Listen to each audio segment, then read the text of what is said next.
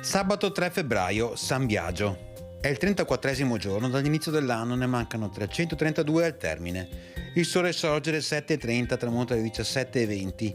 La luna si leva alle 1:28, tramonta alle 10:24.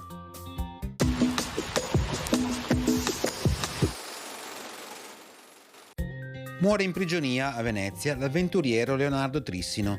Nato a Schio ed esiliato per un omicidio, trovò rifugio presso l'imperatore Massimiliano, di cui divenne fedele compagno di cacce e di battaglia. È noto in particolare per l'impresa compiuta durante la guerra fra Venezia e l'impero. Con soli 100 fanti riuscì a conquistare Padova, Vicenza e Schio senza spargere una sola goccia di sangue.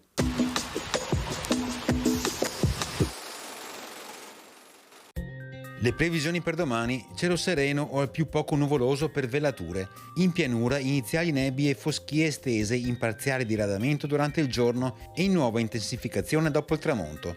Possibili anche in Valbelluna nelle ore più fredde. Temperature minime senza notevoli variazioni, massimi in aumento in pianura, stazionari in quota. Venti moderati da nord-est in quota, in pianura deboli variabili.